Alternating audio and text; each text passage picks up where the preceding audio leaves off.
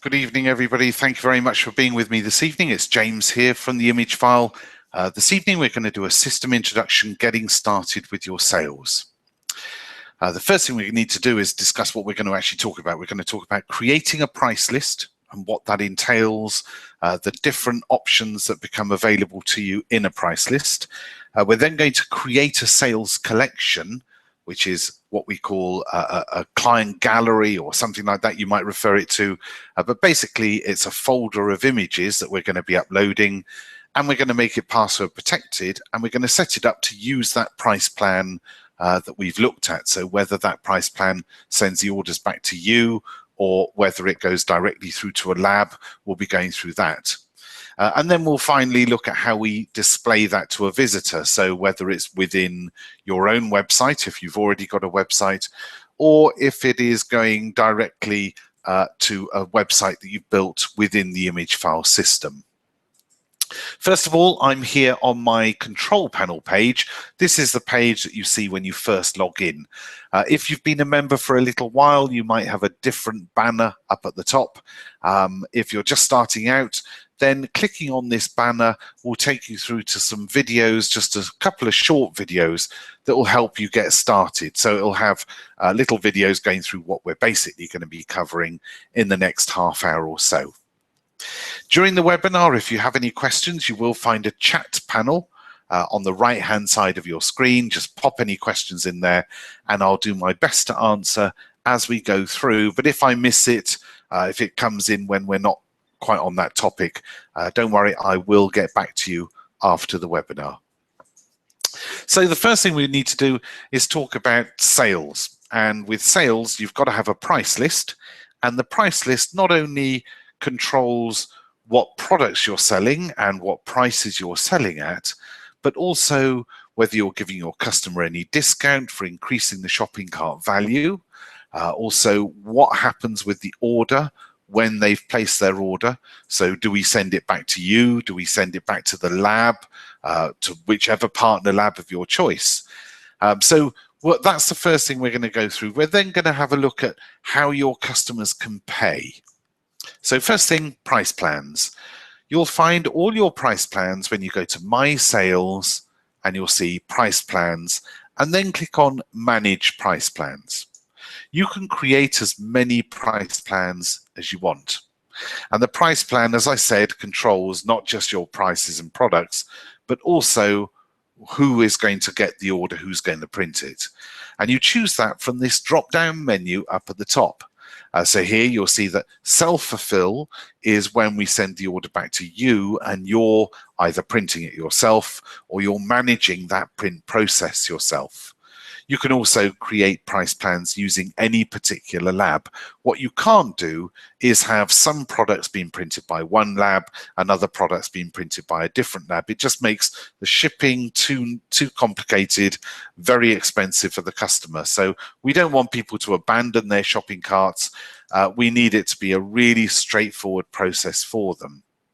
So basically, click here to create new price plans, and any price plans you've created will be shown in the My Price Plan section. Here you can see who's actually printing it, whether it's you or whether it's a lab, the name of the price plan, and clicking on the name will take you through to where you can edit your price plan at any time, the number of items that you have for sale inside that price plan. If you've got any downloads for sale, it will show the pixel dimensions that you're offering and how many collections are using that price list. And then, of course, you can always view that price plan and also delete it if you're not using it any longer. There's other things on this price plan page as well, things like setting up your payment instructions that are shown to customers and so on. So make sure that you've been through the whole page. Clicking on the name of the price plan will take you through to where you can edit it. So if I click on 2015 events, this is a self-fulfillment price plan. This is where I'm able to go through and set up my sale items. So you can see here I've just got a number of 5 items inside this price list. I can put in the name of the product. I'm able to put in the price that I want to sell at. If you're VAT registered, this will be a VAT inclusive price. and then you can upload a product of the image and so on. You can add as many products as you want into your price list. Basically, just carry on, add 10, and when you've finished adding 10, click on Save, and you'll get another 10 empty boxes that you can fill in. So you can add as many as you want. You'll see 5 tabs along the top: Info, Shipping, Sale Items, which is where you do most of the work, Discounts, which is where you can set up discounts, and Advanced. It's exactly the same apart from Sale Items when you're using a lab fulfilled price plan. So I've got an example of one ready here. This is, you'll see it looks the same: Info, Shipping, Sale Items, Discounts, and Advanced. But the big difference is that all the lab's products are already in there for you. So you don't need to add images of the products. You don't need to put in descriptions. The lab have done all of the work. All you need to do is to select which products you want to include. By ticking the checkbox, it will be selected, and then change the price to what you want to sell it for. So here you can see that I've got a 5x4 luster print available in my price list because it's ticked, and it's for sale at £6.50. You'll see it's in GBP right here. If you're in Ireland or you're in Europe, then you will be automatically in euros. So the work is already done for you again. The cost of that product to me as a photographer is 48p. So my profit is £6.02. If I change the price of my product, it will update the profit. So the cost is still 48p. Your profit is £6.77 when I change the price of the product to £7.25. So I can go through all of the products, tick the ones that I want to include, and change the prices to what I want to sell at. You'll also see that there's some fast pricing tools up at the top, so that you can go through and you can either check all or uncheck all in one go, instead of having to go through and untick or tick all of the products. You've got a quick link to be able to do those. And these fast pricing tools will vary depending on which lab you're using. So make sure that you've paid attention in those fast pricing tools, because they can save you a lot of time. Okay, so once you've set up your price list, you just click on Save All, and if you are using a lab, it will then display to you which size image you should be uploading as a minimum. So what it's done is it's looked at all the products that I've included in my price list, and it's saying for me to include all of those products, upload files that are 3,500 pixels by 2,300 pixels. Now we'll automatically do the right thing. If you upload a smaller file, we will just hide the products that we can't print when the customer is viewing that file, so that we're not selling something that we can't actually produce. So if you upload files that are a minimum of 3,500 by 2,300 pixels using this price plan, then it will make everything available for sale. Obviously, if it's a self-fulfillment price plan, then you're handling all of the products anyway. So we assume that you're only actually adding products that you're able to fulfill. So you can upload low-res files if you want. You always want to upload a minimum of 850 pixels on the longest side. But if you upload a higher res file, then obviously you've got an offsite backup as well. So the first thing you need to do to generate sales is to create a price list. Go through, create a price list, give it a name. Only you are able to see the name, so your customer won't see if you've called it high price products or something like that. So give it a name that means something to you. You can also set up discounts. There's lots of ways of setting up discounts. You'll find that there's help files available, help here with discounts. But basically, I've got a discount in this price list that gives my customers a 20% discount as long as they're placing an order for £30 or more, and as long as they place that order in the first 5 days of me creating the collection. So it's there not only to generate a higher shopping cart value, but also to get the customer to react quickly, put the image order through while that emotion is still hot. Okay, so you can create multiple discounts. I could have this one as it is here ending on day 5, but I could create a new discount that starts on day 6 and maybe gives a 10% discount and maybe goes through to day 30. And then I could have another one at the end that changes it to free shipping on all orders over £100 that kicks in on day 31. So you can do lots of things to make sure that your customer still feels that they have a reason to place that order there and then while they're viewing the collection. Different types of discounts work on different types of events.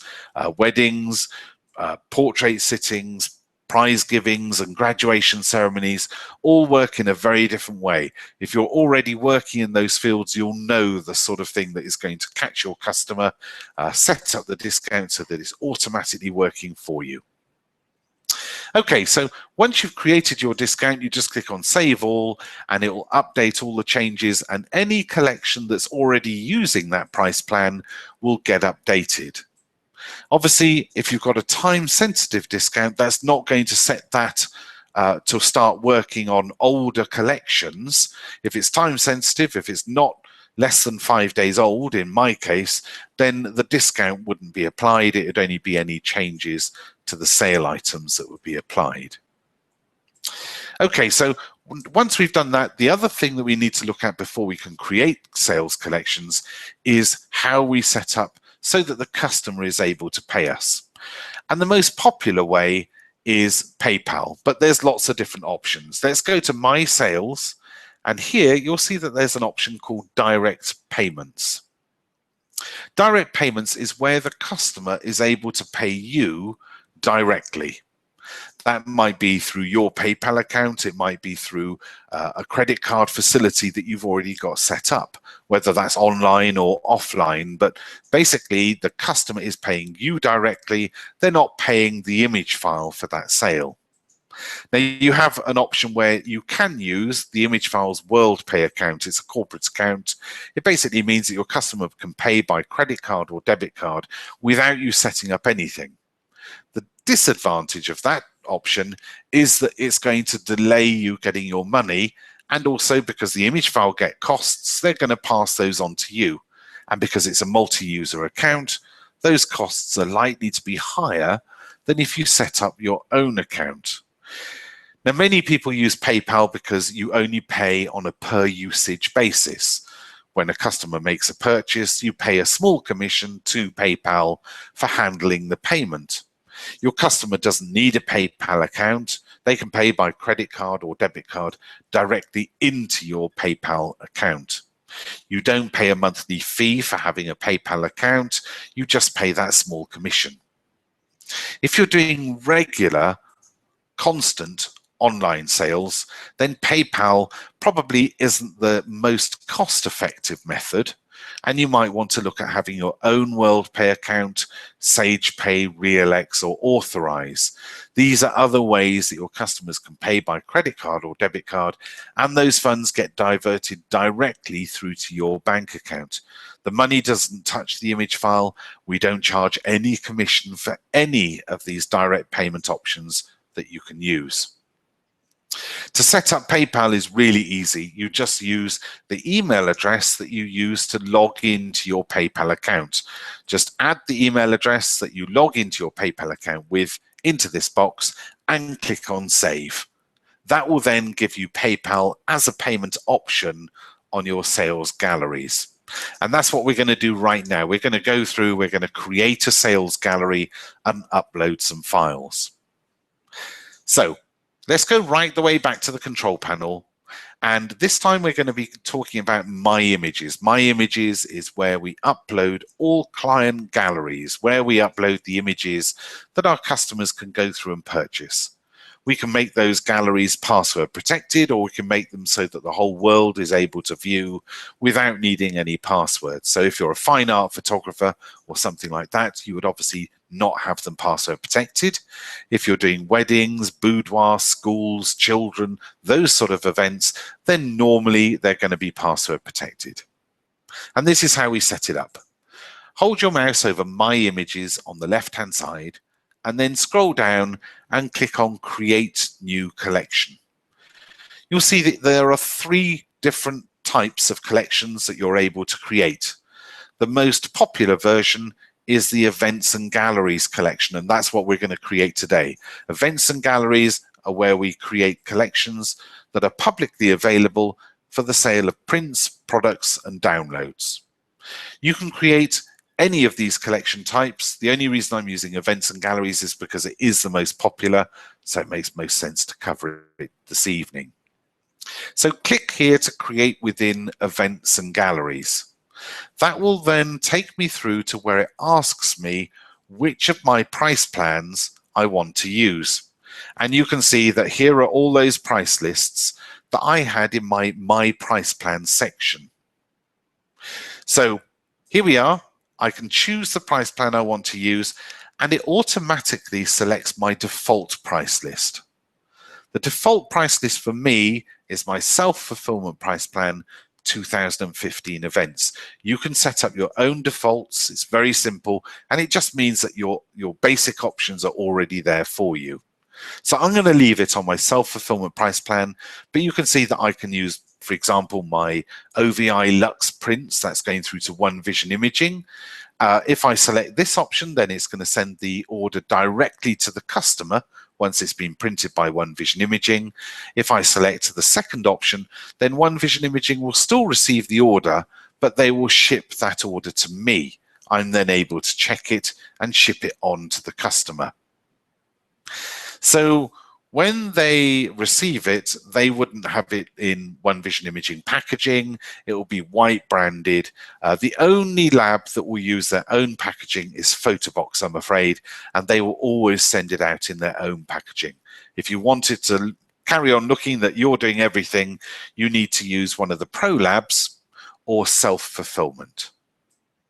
Okay, so I'm going to use 2015 events price plan, the self-fulfillment price plan, and then I can say which payment options I want to make available for my customer. You can see at the moment I've got it on offline payment. If I select PayPal as well, and the only reason I can see PayPal there is because I've integrated this account with PayPal. So if I select PayPal, it will be available to my customer as well. I've also got the Image Files WorldPay account available there.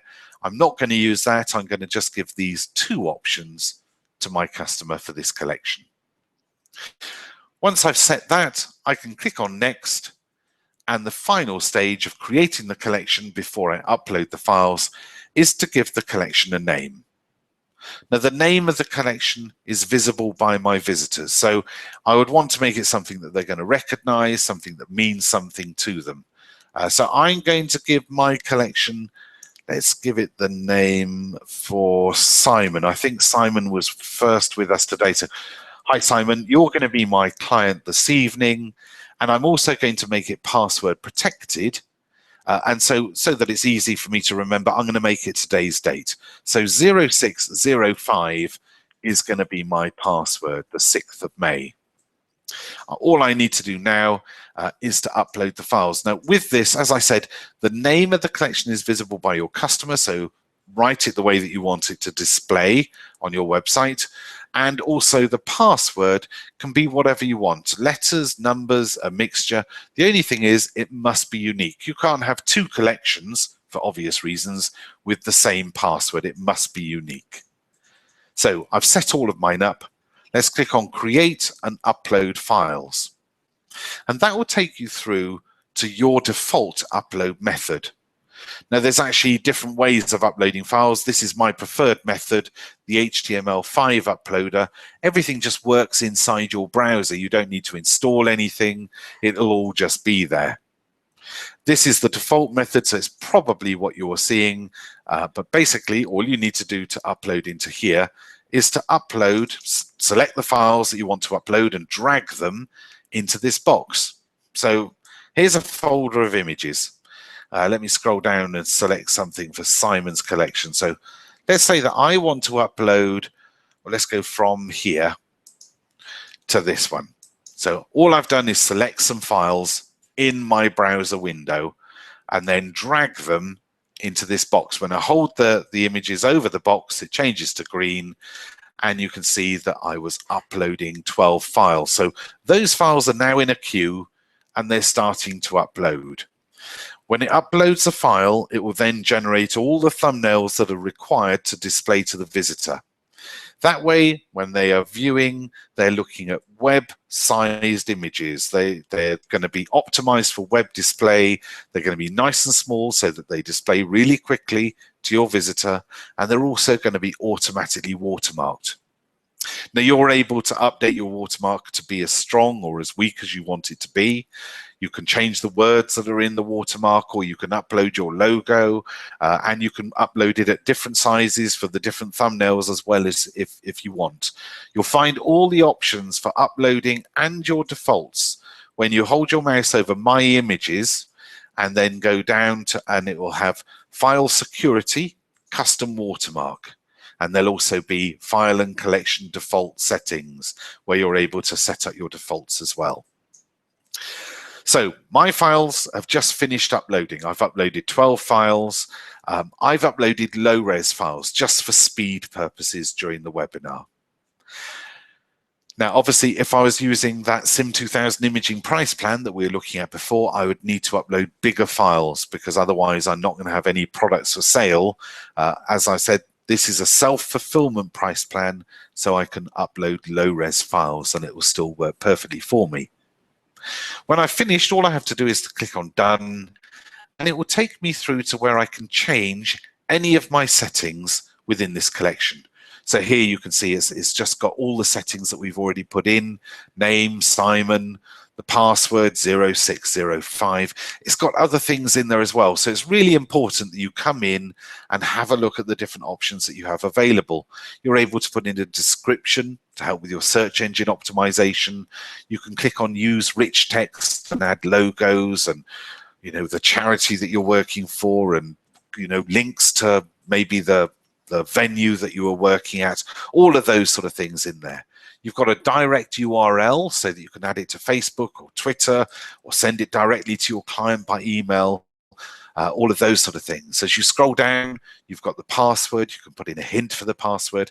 You've got ask for email opportunities. Do you want your customers' email addresses before you allow them to see the images? And all of those options are going to be in there. As I carry on scrolling down, you'll then see the images that we uploaded. Next to every image, it will tell you how many times the image has been viewed in the 3 different sizes. The small size is the size that they see first. Medium is where most people will click on the small file and view the medium size image, and large means that they've viewed it in the slideshow. More people buy from the medium view than any other view, because they can start the slideshow and go out of the room. They don't have to be watching the slideshow. We don't know that. And remember, this is the number of times that that image has made an impression on the screen. We don't know how many people are looking at that, and we don't know whether it's one person visiting many times or different people each time. So it's how many times any image makes an impression on the screen. This page will automatically show you 60 images per page, and you'll have links to view other pages or to change the number of images or all of the images to display on the screen at the same time. You have various tools to help you with your administration. You have tools that manage the whole collection and tools that just manage selected files. And you select files by ticking the checkboxes on the right-hand side, and you can also select Arrange, Check All, or Clear All using the links at the top, which is also available at the bottom of the screen. Now, we have already created our collection. We've set it up in the way that we want, so we don't need to worry about this. But at any time, you can click on the My Images button and then scroll down and click on the collection that you want to edit. So if I want to edit Simon's collection, I just click on the name Simon, and it will take me back to editing that collection. It's got 2 colored boxes in front of it just to remind me of the sales options that I set up on Simon's collection. So if I hold my mouse over the first colored box, it reminds me what that password is, 0605. And because it's bluey gray, my customers can pay by PayPal. I've also got the magenta box, which means that my customers can also pay me offline. So if they choose the offline option, which is what we're going to do in a minute, we're going to have a look at the customer experience, choose the offline option, it will tell them where to send a check and will basically hold that order until the customer sends that check. They need to do it and you clear it within 30 days, especially if the order is going to go through to a lab. So we'll hold the order for 30 days. By that time, you should have received that check, cleared it, or received the payment from the customer somehow, made sure that it's all gone through, and click that you've received the funds. Only when you've said you've received it, if you're accepting offline payment, will we send that order through to the lab. Obviously, we don't want to send the order through to the lab and then off to the customer and you haven't received your check. Okay, so that's how you create a sales gallery using that price plan that we looked at the beginning and using the payment options that we've set up, using PayPal, where it goes through to my PayPal account, and also offline payments so that the customer can pay me by check if we want. Now, we see highest sales from collections that have more than one sales option. So allowing the customer to pay maybe by PayPal and WorldPay, or by PayPal and offline payment, or Sage Pay and offline payment. So more than one payment option, highest sales, and also using a price plan with 12 or fewer products. So it's really important that you narrow down your product line so that it's the things that customers are most likely to purchase when they're viewing online. If they're going to be spending a couple of £100 to place that order, then they're often going to contact you first anyway to make sure that they're doing things properly. So bear that in mind. A small price list makes it really easy. Different payment options gives the customer more chance of paying. So let's have a look at how it works for the customer. First of all, when you create a collection, it's all available. You've got that direct link, so you can put it to Facebook, you can put it on Twitter, you can add it to your own bespoke website, or you can create a website within the image file and have your collections displayed on your client area page. Now, the client area page will be automatically created when you go through and create an account on the image file. It's called a folio gallery page. It's usually called client area, but the page type it is folio gallery. You can create multiple folio gallery pages. So you could have a weddings page, a portraits page, and so on, and have different galleries on different pages. We're going to go through to my website. You'll see that in my account here, I've got two different websites. I've got a commercial website and a weddings website. If I want to edit my pages, I can go to Weddings, Pages, Edit Web Pages, and you can see all my different pages that I've got listed here. If I want to edit a particular page, I just go to the page that I want to edit. So click on the name of the page. If I click on Home, it will take me through to my home page, and I'm able to go through and change the text, upload images, change the images that are in the slideshow, update my search engine optimization tags, my meta tags as they're called, so that my pages appear properly in Google and the other search engines. If I scroll down, you'll see a rich text editor, and I can add my links into my text. I can make text bold and so on. To use the tools, and you'll see them just above, all you need to do is to highlight over some words. So established a reputation. Let's say I want to make that a link. If I highlight over it, I can then click on the link tool, which is this chain link here. Click on there and it'll open up the link properties box. Here I can either link to any of the pages that I've already got in my website just by clicking on it, or I can write in a URL of a website. So if I wanted to link this through to maybe an association or something like that, I could write in www.theswpp.co.uk or whatever you want to link to. Then all I need to do is click on OK, and it will make that a link. So if I click on OK, you can now see that it's underlined it so that when my customer is viewing my page, it's underlined and they're able to click on that and it will take them, in my case here, to the About page. You can also upload images into your text area, as many as you want. To upload an image, just click on the image icon and it will just let you upload the file and then display it in the rich text editor. You can change it so it's left aligned, centered, right aligned. You can make the images or upload them at certain sizes so that they display nicely on your page. So go through these tools. They're a way of you being able to format the text the way that you want. What you don't want to do is to go through each of your pages and change your fonts. Your fonts should be updated in your style sheet. I'll show you that in a moment.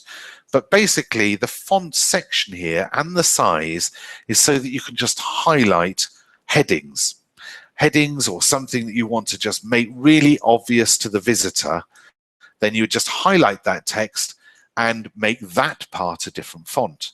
So let's say I wanted to make this part bold.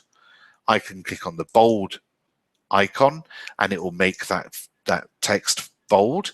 If I highlight over it again and I want to change it to a different font, this is where I do it now. So generally what I'd want to do, if I wanted to change all of my pages to be one font, I don't want to do it on a page by page basis. I want to do it in my style sheet. So I'm going to save these changes. Let me just show you where you're able to change other things, and you'll find it all in Customize Design. So from here, from Customize Design, I can change the full site theme all in one go. It will change the background image, the fonts I'm using, the colors that I'm using to something that's already preset for me. I can still go through and change things individually, but the bulk of the work will already be done. I can also change things like my site layout, my header, which is the part at the top of the site that shows my logo. I can also change my site footer, which is the part at the bottom of the site that usually has a copyright line, maybe contact information, that sort of thing. My navigation menu, which are the links to all my different pages. My colors and backgrounds. So that's the background of my web pages, the colors that I'm using for my text, the colors that I'm using for my links, etc. The fonts that I'm using on all of my pages. This is where I'm able to go through. I can use any Google font. So if it's a Google font, and there's a link in here to being able to view and try out all the Google fonts, then I can use any of them. There's something like 600 different fonts in there. So even if the font you want to use isn't listed in Google Fonts, you'll usually find something that matches very closely. There's also other things like the slideshow controls and your borders that go around your images when they're being viewed in the gallery. So again, make sure that you've been into all these different areas and you understand how they work and you've set up your website the way that you want. In the same way, go through your search engine optimization, because there's an SEO wizard that will look at what you've done and tell you what you still need to do, and making sure that your site is going to appear in the correct ranking in Google and the other search engines. Down at the bottom, you'll see Manage Snapshots, Drafts, etc. And this is where you can make snapshots of your website. So basically, if you're going to be doing a load of work on your website and you're a bit nervous about it because you don't know how it's going to turn out, then make a snapshot first. That way, if it doesn't turn out the way that you want, you can get back to how your site looks right now before you made any of those changes. So to make a snapshot, all you need to do is just click on the snapshot icon and it will make that snapshot. That makes a 90-day backup. You can go back, you can create as many snapshots as you need. So if you make a number of changes and then create another snapshot, as long as everything's looking okay, then you can get back to that one or the previous one, any snapshot you've made in the last 90 days. So it's a great way of making sure that you're not going to have to redo work unnecessarily. Let's go through to my website. We'll have a look at it, and that will probably answer some queries. I've answered most chat as they've come through.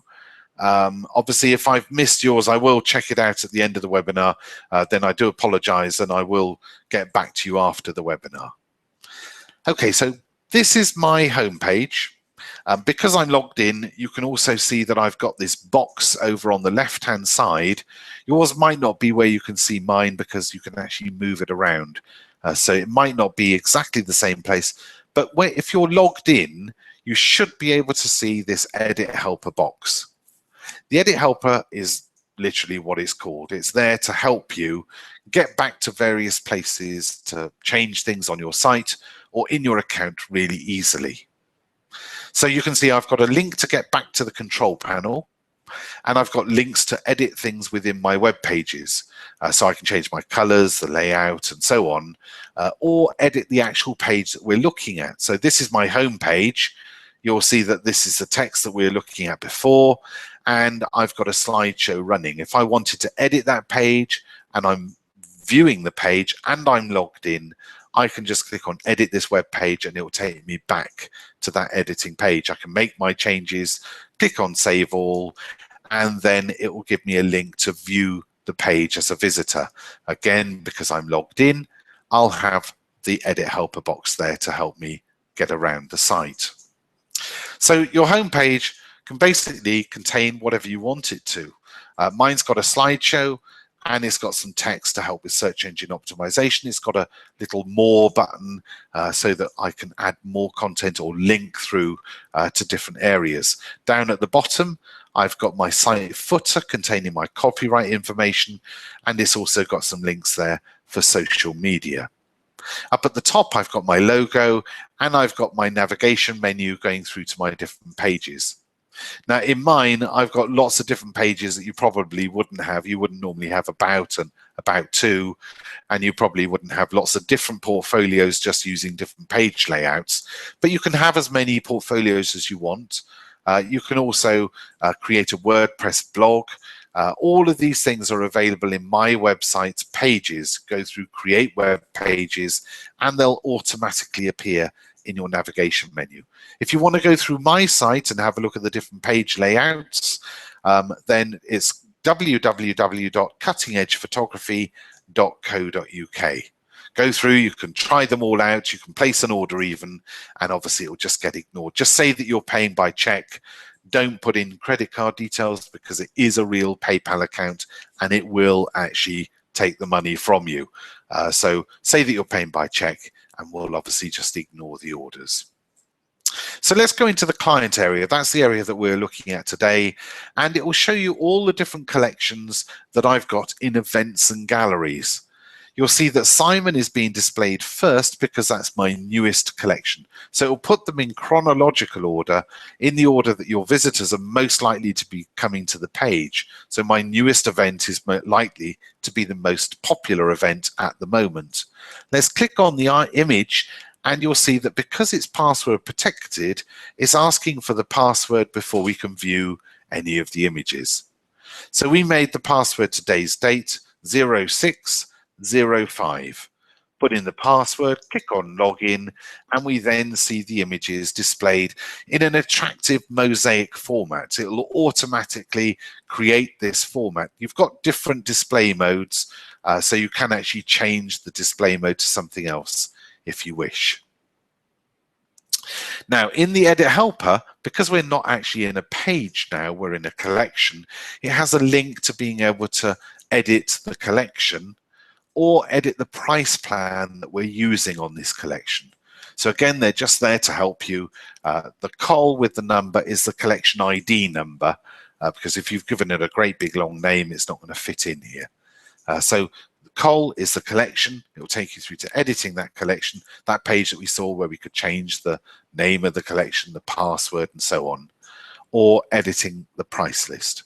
You'll see that because I've got a discount in my price list for the first 5 days, it's automatically displaying this to the visitor. Tomorrow it will say offer expires in 4 days, and at the end of it, in 5 days time, that line will just disappear unless I have another discount that kicks in on day 6, and then it will just automatically change to showing that new discount. I've got buttons up at the top, things like bulk order. They're there because I've got these different sales options enabled in my price list. Generally, your customer is going to scan the page and find the images that attract them the most, or click to view the slideshow. The slideshow will show all the images one by one. You can have music with your slideshows if you wish. If you have got music, the customer will always be able to switch it off. That's basically because most people view and purchase when they're at work. And obviously, if they're at work, they probably don't want the music blaring out in the office. So they're always able to switch the music off. If I click on Exit Slideshow, or if I go back to viewing all of the images in the slideshow, it will go to the mosaic page again when it's finished. If I click on any of the individual images, it will show that image in larger size, and it will have the options to purchase. So these are the products that I have in my self-fulfillment price plan. And if I select a product and click on place order, it will then add it into the shopping cart. All the information is now coming from that price list: the 9x6 icon, the description of the product, the price of the product. I don't get a discount yet because my sale isn't over £30, and we're only giving that discount, you'll remember, on sales of £30 or more. So let's continue shopping, and let's just add another image in there and get that discount. So let's say that we're going to have a 16x12, and we're now over that £30 threshold, and it's automatically given me that £9 discount. Hopefully you can see it there. Let's just add one more thing into the shopping cart. Let's say we want this, and let's say that we're going to have it as a download. Now when downloads are purchased, we will automatically fulfill it. You don't need to do anything. As long as you've uploaded a file that is big enough to be printed, big enough to be downloaded at that size, we will do the job for you. So as long as the customer's paid, then they will see some links to download the files when they complete their purchase.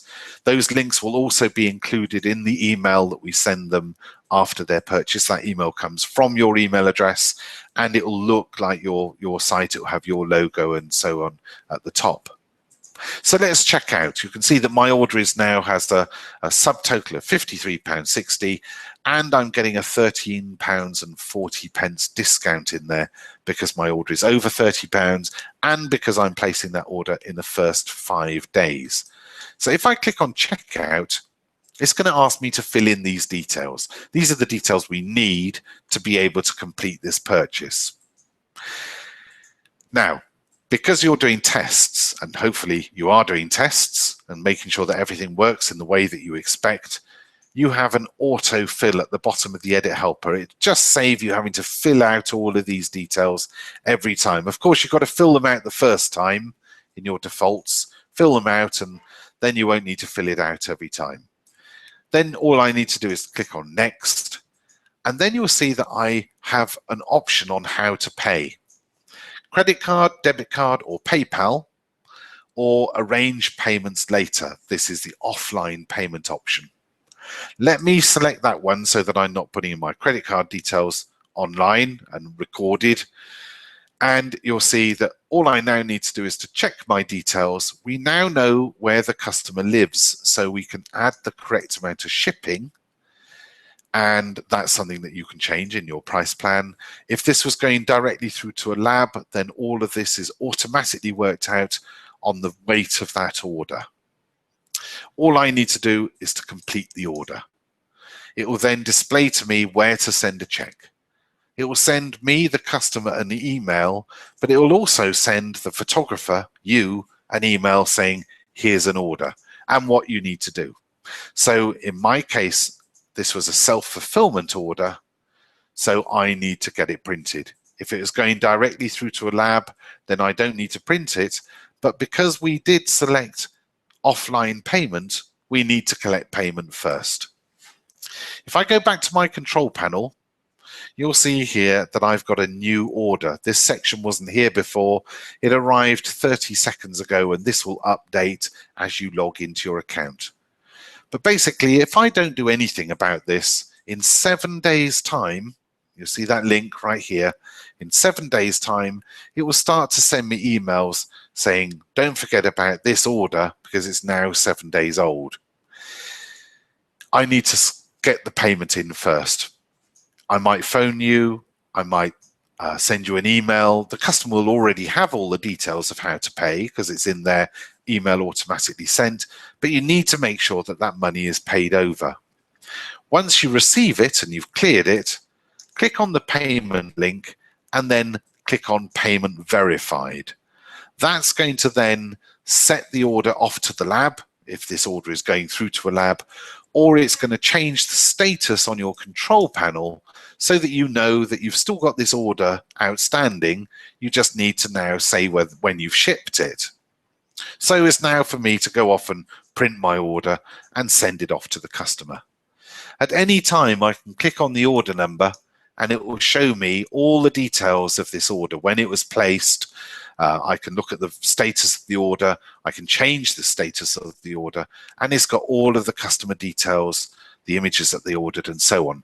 And because it's you can also download all the images required for this order as well. Obviously, if you've uploaded low-res files, that's only going to give you the low-res files. If you've uploaded a printable file, it will give you the right files to start printing.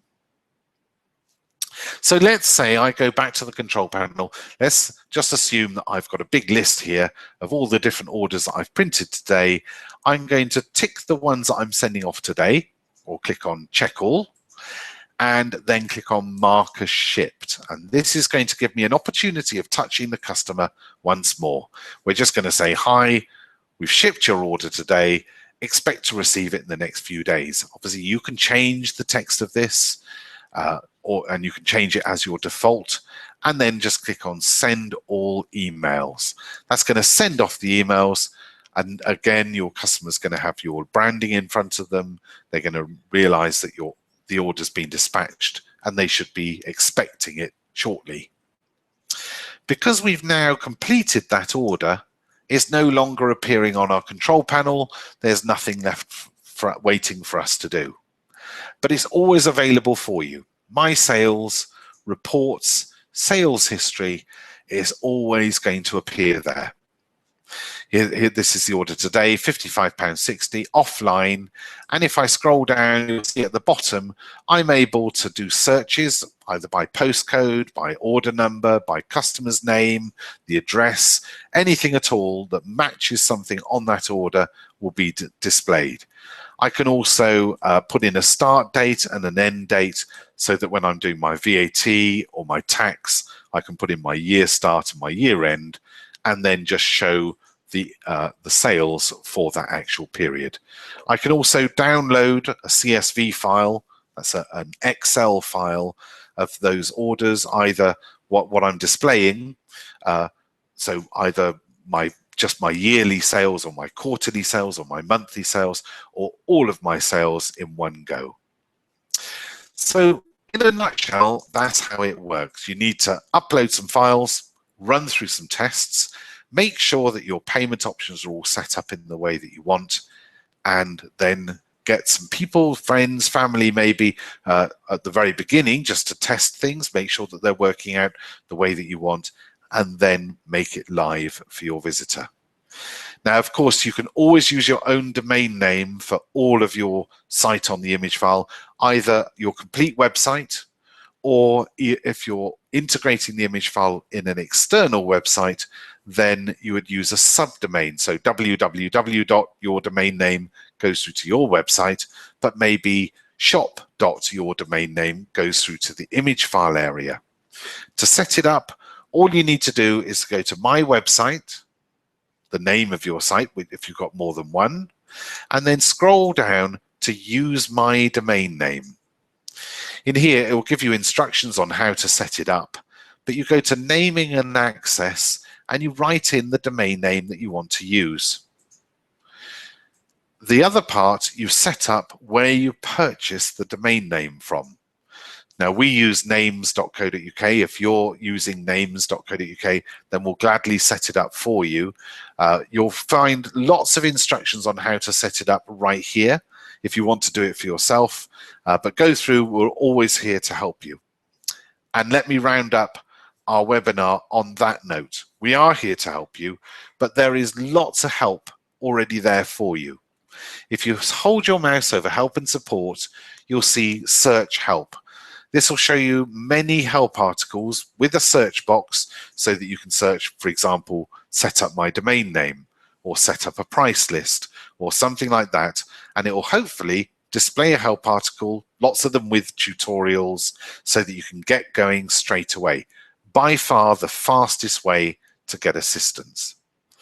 However, if you're searching for something that we don't recognize the wording, or if you don't know what it's called, then obviously it's not going to turn up on any searches. And in those circumstances, let us know. Contact us, put in as much information as possible so that we can help you really quickly, and we will point you in the right direction. We want you to obviously be successful, so let us know if you're getting stuck. I hope you found this evening useful. I have answered lots of questions as I've gone through the webinar. If I have missed yours, I do apologize. I will go through the questions after the webinar is closed and get back to you individually by email. Meanwhile, thank you very much for your time. Have a very pleasant evening. I'll speak to you again soon. Cheers for now.